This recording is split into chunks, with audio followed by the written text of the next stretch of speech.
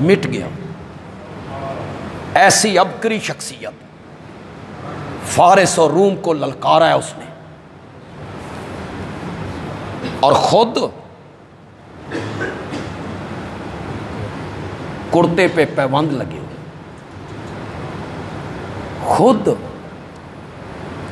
قحط کے زمانے میں گھی والی روٹی کھانے کے لیے تیار نہیں، میری رعایا کو نہیں مل رہی، میں نے بھی گھی لگی روٹی استعمال نہیں کی. خود ایک ملک کا سفیر آیا، اس نے پوچھا تمہارے امیر المومنین کا دفتر کہاں ہے؟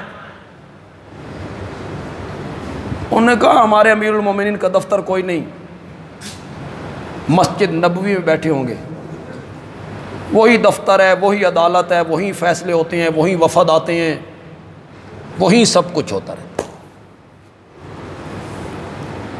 وہ آیا تو وہاں حضرت عمر نہیں تھے. اس نے کسی سے پوچھا امیر المومنین کہاں ہیں؟ اس بندے نے بتایا کہ ابھی اس رستے سے باہر نکل گئے. اس نے کہا ابھی اس رستے سے باہر نکل گئے؟ اس کے آگے ہاتھیوں کی قطار نہیں ہوتی، پھر اونٹوں کی لین نہیں ہوتی، پھر گھوڑوں پہ سوار نہیں ہوتے، آگے آگے چلے. اس نے کہا نہیں، امیر المومنین اکیلے شہر سے باہر نکلا. ریاست مدینہ کا نعرہ لگانا آسان ہے، کام بڑا مشکل ہے. ریاست مدینہ کا سربراہ قحط کے زمانے میں گھی والی روٹی نہیں کھاتا، استعمال نہیں کرتا. وہ رات کو گلیوں میں پہرا دیتا، اور پہرا دیتے ہوئے جب ایک عورت سے پوچھتا ہے کہاں جا رہی ہو، تو وہ عورت کہتی ہے یا تو آج عمر فوت ہو گیا ہے یا تو ہے عمر. اس لیے کہ خلافت عمر میں کوئی آدمی کسی عورت سے یہ سوال کر کیسے سکتا ہے؟ امن ہے.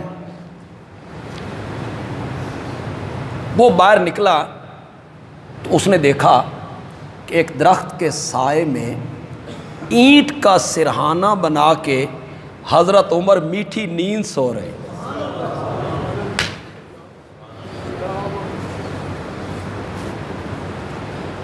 اور ہمارے ہاں سربراہان کا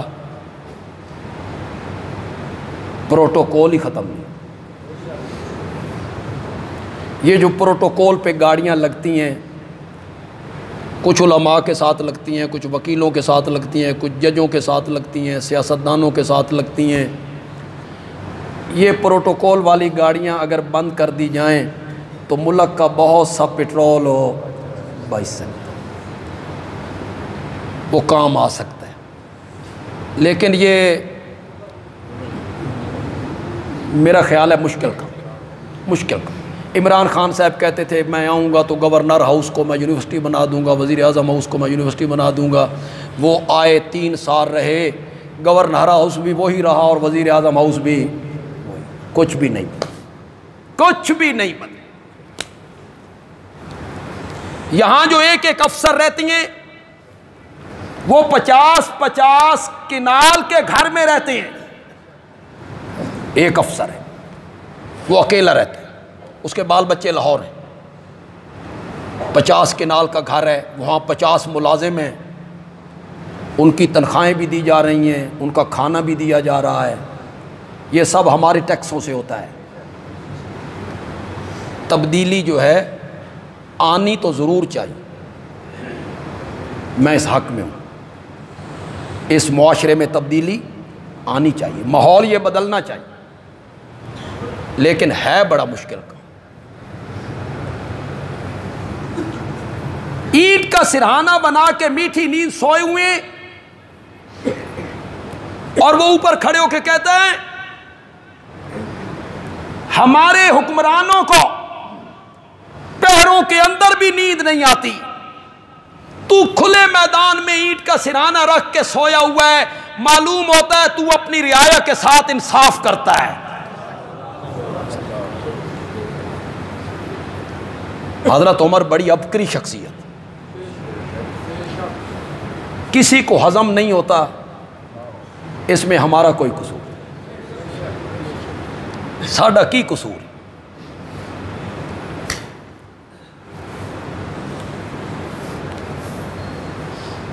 بہت عبقری شخصیت۔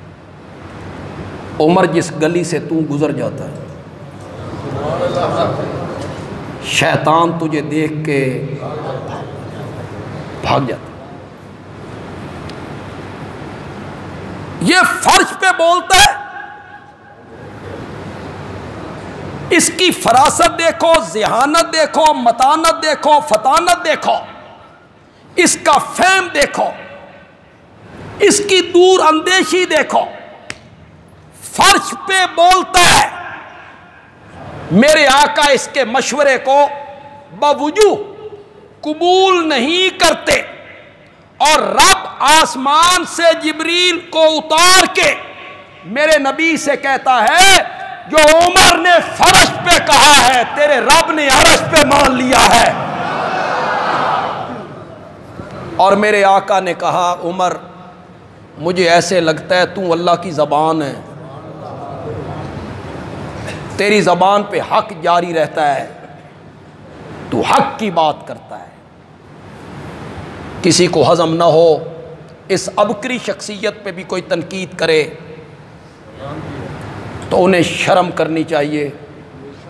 کم از کم ایران میں بیٹھ کے تمہیں حضرت عمر پہ تنقید نہیں کرنی چاہیے کہ یہ ایران تمہیں لے کر بھی تو عمر نہیں دیا تھا، اس کا فاتح کون تھا؟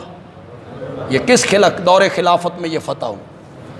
حضرت عمر رضی اللہ تعالیٰ عنہ، ان میں بڑی خصوصیات ہیں، بڑے اوصاف ہیں، بڑے کمالات ان میں موجود ہیں۔ لو کان بعدی نبی لکان عمر، میرے بعد اگر نبوت کا سلسلہ جاری رہتا، عمر میں یہ خصوصیات تھیں کہ یہ نبوت کے منصب پہ کیا ہوتا؟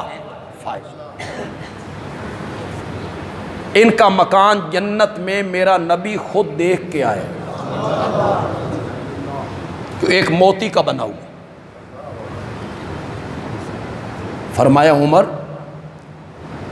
میرا دل تو کرتا تھا کہ مکان میں اندر سے بھی جا کے دیکھوں، پر تیری غیرت کا خیال آ گیا۔ حضرت عمر کہتے ہیں یا رسول اللہ میں تواڈے تے غیرت کرنی سی، جس کا مکان جنت میں میرا آقا دیکھ کے آیا ہے، جو میرے نبی کا سسر ہے، ان کی بیٹی حضرت حفصہ میرے نبی کی زوجہ محترمہ ہے، اتنا مقام، اتنی عظمت، اتنا شرف، اتنی فضیلت، اس کے باوجود حضرت عمر دعا مانگتی ہیں اللہم انی اسألک شہادتا فی سبیلک، مولا میں تجھ سے شہادت کی موت مانگتا ہوں، تیرے رستے میں میں شہید ہو جاؤں۔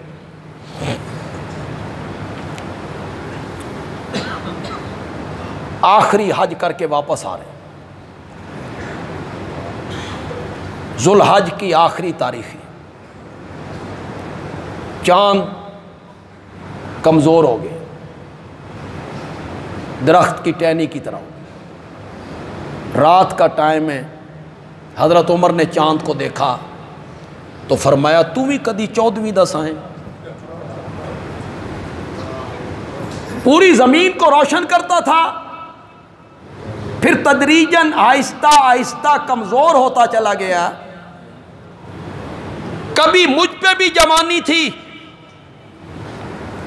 اب بڑھاپا آ گیا ہے، اعصاب کمزور ہو گئے، تو وہاں دعا مانگی اللہم انی اسألک شہادتا فی سبیلک ووفاتا فی بلد رسولک، دو دعائیں، موت شہادت کی دے اور موت مدینے میں دے، نبی کے شہر میں دے، مدینے جیسی موت کہیں کی بھی نہیں۔ بڑے خوش نصیب لوگ ہیں جنہیں 2 گز زمین آخری آرام گاہ کے لیے مدینے میں ملی، بڑے خوش نصیب لوگوں کو یہ عظمتیں ملتی۔